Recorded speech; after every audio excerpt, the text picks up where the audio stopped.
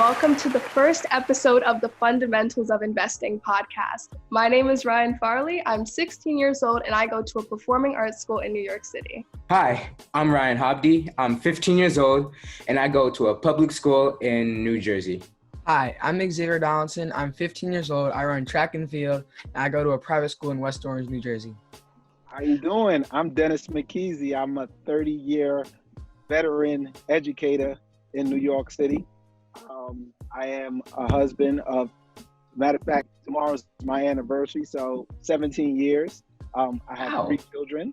I have my oldest son is 29, that's Michael. My middle son, DJ, he is about to be 16 in another week and a half. And my daughter, Kayla, who is 7.5. And I am honored to be here. Thank you for joining us. Mm-hmm. Thank you. Well, before we get started, can I just say how excited and honored I am to be here with you all. It's not often that you get an opportunity to see such amazing young people as yourselves. And I got a chance to see the small clipping of you guys a couple of weeks ago when Curtis sent me, and I was extremely impressed. So I'm really excited about this, probably more excited about this interview than I am about all the other interviews I've done. And I've done interviews with quite a few people. So thank you for having me. Of course. No problem. Thank you. And then I also need y'all to have some fun with this today, okay? I don't want you to be stiff. I want us to have a good time with it. Right. So again, I've worked with young people for a very long time, but I want you all to know that, I'm not that type of person who is, because I'm not wearing a suit, right? No. So you can see that I'm just like y'all. So let's just have some fun with it, all right? All right. And I just want to say, it's such an amazing opportunity to have someone with your background here. Thank you. I appreciate that, Ryan. And Ryan, you did wear that OSG, Yes, sir. OSG merch. you wore it well, and I thank you for it. And I'm gonna make sure that each one of you gets some OSG merch coming your way. Thank you. All right, my pleasure. So your program, Off School Grounds, launched recently in March of this year, correct? That is correct. That is correct. So how has this program been sustaining itself during the COVID-19 pandemic, and what do you think the program will look like after it's over? Well, let's start from why OSG actually started. So for the past 8 years, I've been working as a consultant. I started a consulting company where I am working with school leaders all across the country. So all of you, I got almost 100 principals that I work with across the country, from New York, New Jersey, South Carolina, Kentucky, California, all over the place. And so what happened was, as a consultant, I would usually go into the schools and work with the principals, kind of helping to diagnose whatever issues are going on in the school and kind of really help work through it with them by providing action plans and things like that, as well as just simple things as, let's just walk the building together. Let's talk to young people. Let's talk to your teachers. Let's see what some problems are. So what happened was, when the pandemic hit, obviously, we couldn't go into the schools I couldn't go into the schools as much anymore. But I did want to bring them all together. I did want to continue the consultation with them, but I wanted to do it on a bigger scale. So I actually got all of them together every Thursday, and started Off School Grounds. And Off School Grounds is basically just, a mindset of being able to fix school problems, but not in a school building. Off School Grounds, I can help fix school problems, whether it's on a basketball court, whether it's on a golf course, whether it's in a restaurant, whether it's on a beach. Off School Grounds is a representation of just saying that there is no boundaries as to where I will go to help solve problems that are going on in school. So the pandemic hit, and it was just a unique opportunity for me to do this. And for 13 straight weeks, every Thursday from 4 until, I had, a room full of principals, a room full of school principals from across the country. We had music, I had a DJ that came in and set it off for us. And then I would always too, after I gave, the consultation about the things I wanted to discuss around school leadership, what I did then is I always brought a surprise guest. And I had surprise guests. I mean, you all may be a little young to know these names, but definitely ask your parents and your family about it. So I had VJ Ralph McDaniels, who was when we grew up, there was there was no MTV, it was Video Music Box. So anytime we wanted to see hip hop or R&B videos, we went to Video Music Box. Then we had DJ Red Alert, we had Big Daddy Kane, we had Chuck D from Public Enemy, we had Dougie Fresh, Dame Dash, My Son, and just a slew of other people. We had Mayor Ross Baraka from Newark, New Jersey. We had Mayor Sean Patterson from Mount Vernon, my hometown. So it was a unique opportunity to kind of tie in education to the world of entertainment and politics and sports and things like that. And one special guest that came on, I think it was the 5th or 6th week, and he literally is still a member of OSG, and that's Dame Dash, formerly of Rockefeller Records.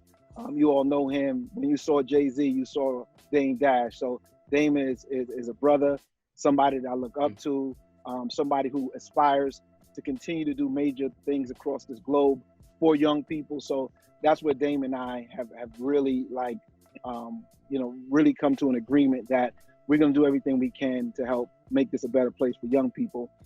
As far as after the pandemic, I mean, I think it's going to be tough because we don't really know when that will ever end.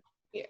Sure. We would like to believe that it's going to end in a couple of weeks, couple of months, but by the looks of it, it can actually extend a lot longer. So post pandemic, I think OSG is going to continue to make its mark as not only people who work with school leaders, but also to reaching out to young people, trying to help stop gun violence, also finding ways in which to teach about entrepreneurship, to teach about credit, to teach about investments and things like that. So one thing that people don't always think about is that the principal that you all see every day is just not a one-dimensional person. Like, they know things, they are good at things, they love things. So I was a principal for almost 10 years in Harlem, and I was one of the coolest. You know what I'm saying? The same way you see me, like, I wore a suit Monday through Friday, but on Saturday when I went to school, I wore my fitted hat,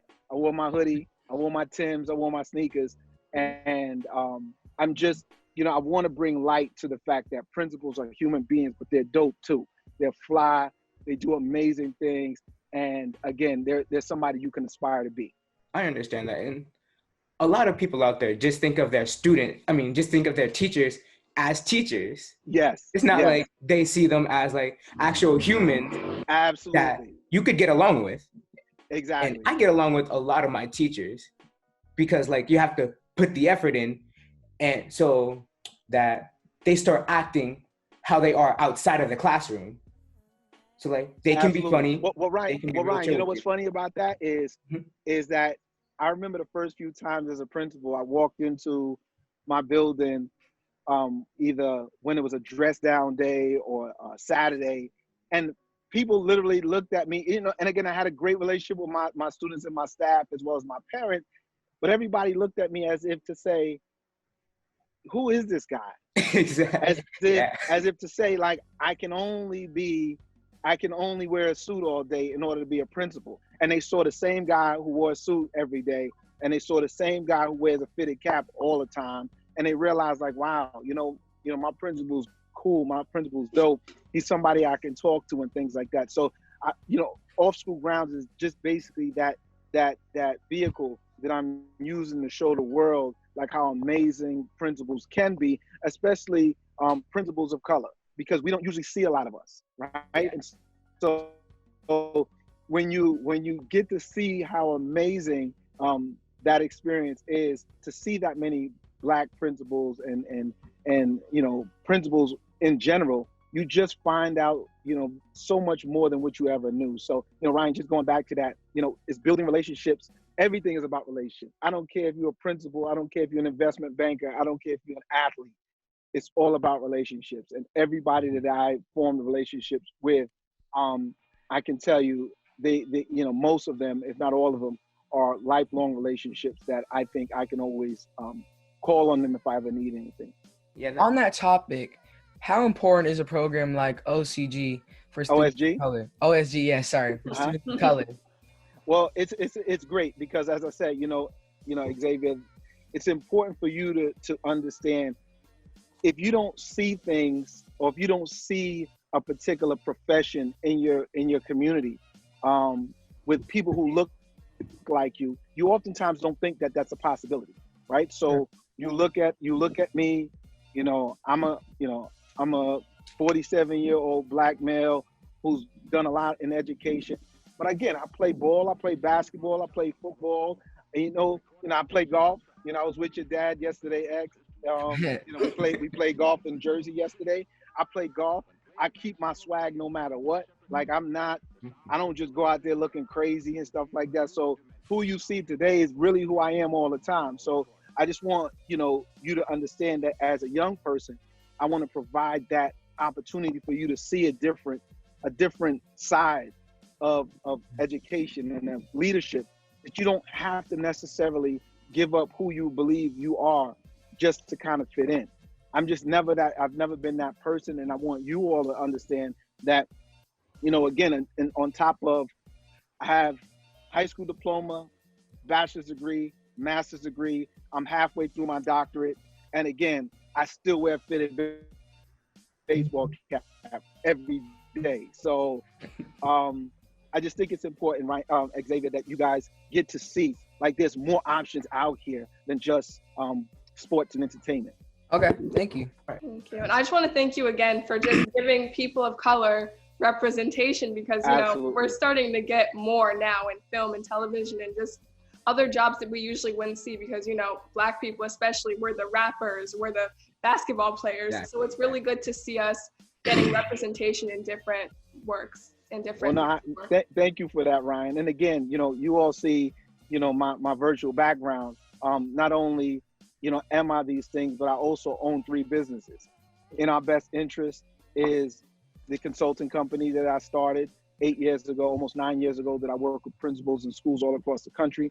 OSG is something that I started in March, just so that, again, I can provide a safe space for school leaders and for at times teachers and things like that to come in, as well as young people. And then I have Dennis McKesey Enterprises, in which I started, where I wanted to actually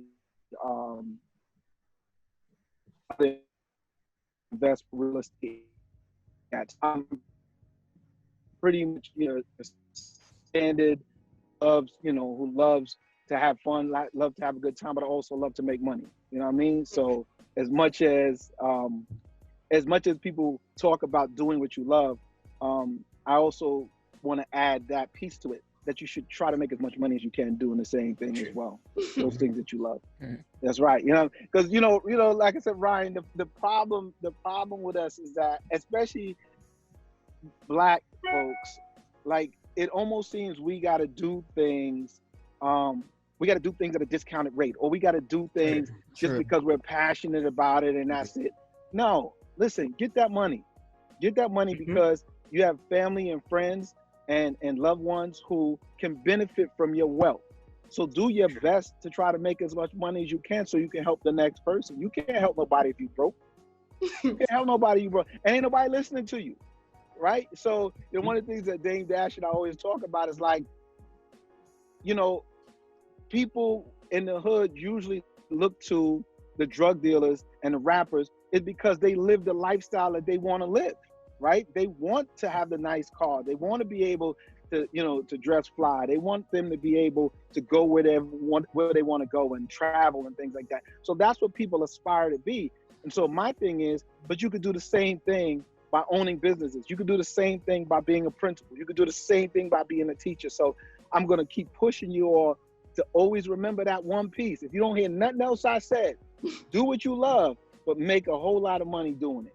Right. Thank you. That's a good advice. What would you say are the outcomes of effective leadership? Well, one, again, you get to influence other people, and you get to kind of replicate yourself through them. So as a leader, I didn't only look at myself as a boss. I look at myself, one of the things that I needed to do was I had to replicate myself through as many people as possible. So let's think about it. When I was a principal, I try to replicate myself through as many teachers as possible. So if I was funny, if I enjoyed myself, if I was fly, I wanted my teachers to replicate that in the classroom so that the kids will build that strong relationship. Now with OSG, I've been working and in our best interest, working with principals all across the globe. If I can be who I am to them, then I'm basically replicating myself through them as well. So now when I'm not around, they'll remember something that Mr. McKesey said and say, you know what? I'm gonna try that in my school. I'm gonna do that in my school. And then I just continue to replicate myself. So basically you'll find thousands of, like-minded people doing what's best for young people. So that's why I think that, one of the best outcomes for effective leadership is to be able to replicate yourself in a way that makes a difference across the globe. It's definitely important to make sure what you do has an impact. Absolutely, because to be honest, Ryan, you could make a difference and you can make an impact just by doing what you love. But as I said, just continue to remember, let's make a lot of money too, because impact, I think the impact that happens as a result of that is that people actually listen to you. You know what I'm saying? Like, right, yeah. you think about the rapper, you think about the celebrity, you think about those people. People listen to them because they got money in most instances. You don't really know them. So what kind of impact can you really make on somebody you don't know? So I think it's just really, really important that you understand that all of this, is inclusive of what it means to make an impact. But again, please don't do it being broke. No, and can I just kind of have you all elaborate? And I just want, do you understand what I'm talking about when I'm saying, like, get a lot of money, work hard, making sure. Yeah. So talk to me about that, y'all. I mean, I'm gonna kind of spin the interview a little bit back to y'all for a minute and say, do y'all understand what I'm talking about? Yes. Yeah, 100%. Because, like you said, the rappers, we all look up to them, and it's because they have money.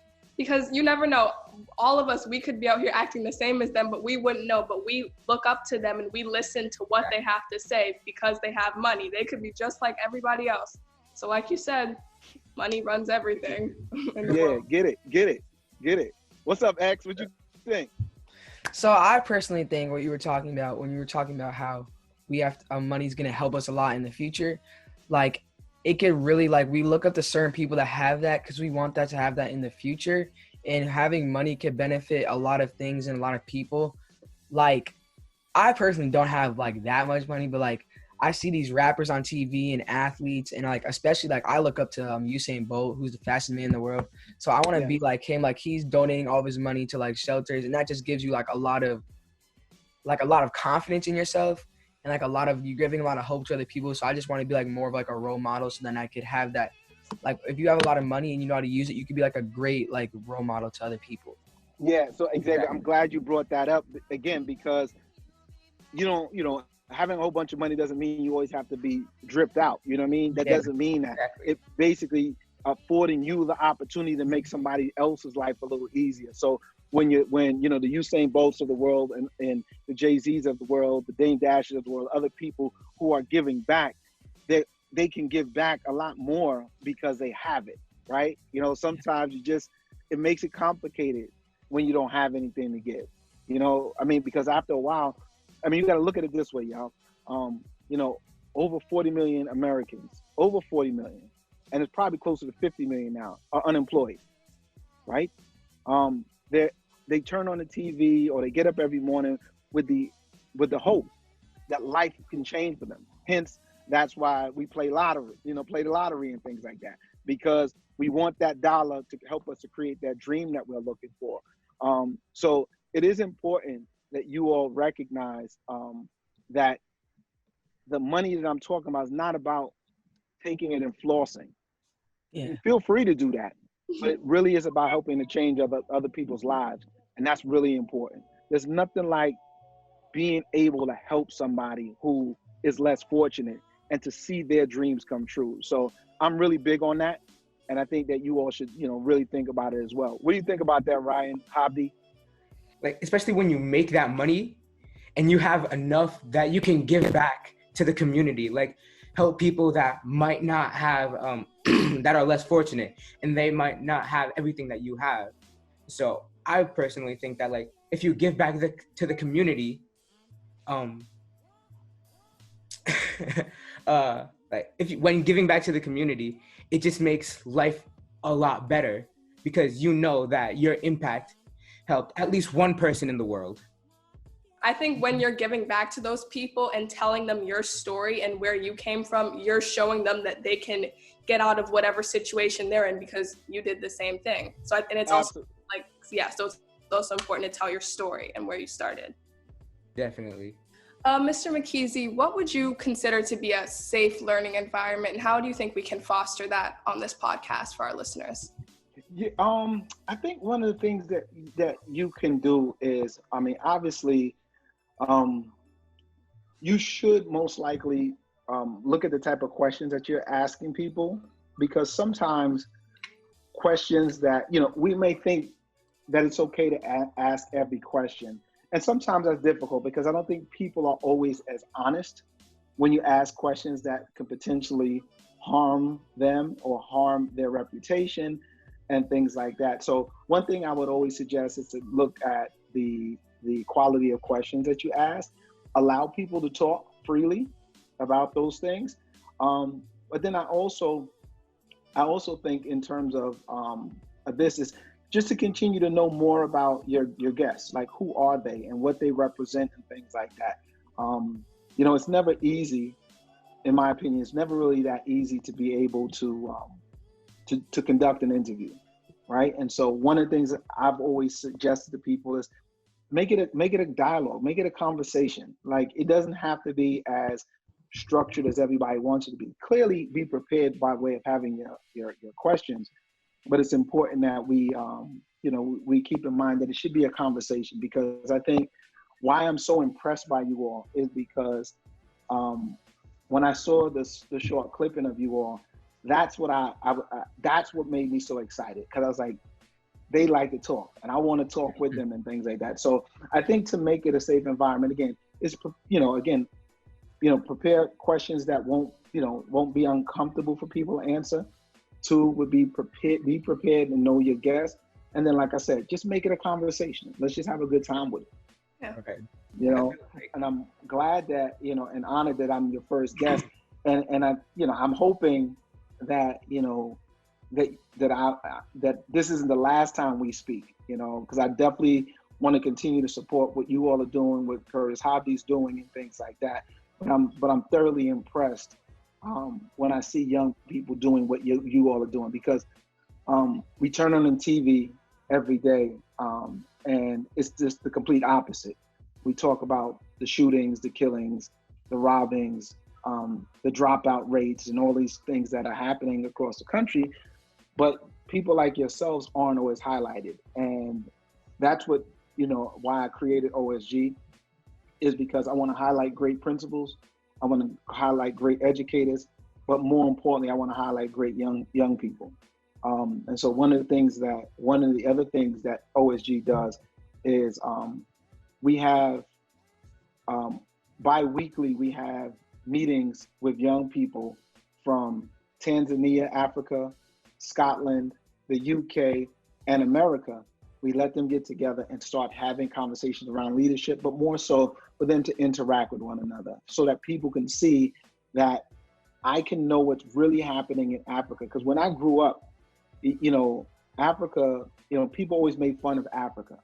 And sure. and if you take a close look at Africa, it's probably one of the richest and most resourceful places on the planet. And how do you know that? Is because you got a lot of people that don't look like us that are setting up shop over there to actually go and take advantage of the resources that are there. So I think why I wanted to do this was because I wanted young people from America to see or to speak to people there so that they realize that they're just like you. They may not have as many resources, but they're just like you. So I'm thoroughly impressed by what you all do, and I'm going to lean on you all to kind of help me to reach, a broader scope and broader spectrum of young people across the country and across this globe. So I'm really looking forward to continue working with y'all. Thank you. If we would be able to work together, then that would definitely be amazing. Yeah. Okay. No. That'll be so. So we break it up into 3 groups. So we got younger kids, which is like early childhood. Then we got our adolescents, our middle school kids, and then we got our high school / college students. So what I promise to do is to keep in touch with you all so that, again, maybe you all can jump on there and maybe we can do a fundamental with kids across the globe. Mm-hmm. Yeah, that would definitely be dope. Yeah. But no, I'm just thoroughly impressed. I really am. And it says just a couple of days ago, I'm interviewing Game Dash. You know what I'm saying? I was there at his studio in LA interviewing him. And, I speak to a lot of very influential people. And I could just tell you that this is probably the most exciting thing that I've done in a long time. So thank you. Definitely thank you all for having me here. And that's all the time we have. Join us next week on the Fundamentals of Investing as we continue our conversation with Mr. Dennis McKesey. All right. Peace. Bye. This podcast is brought to you by Hailstorm LLC, produced by Jalen Hovde.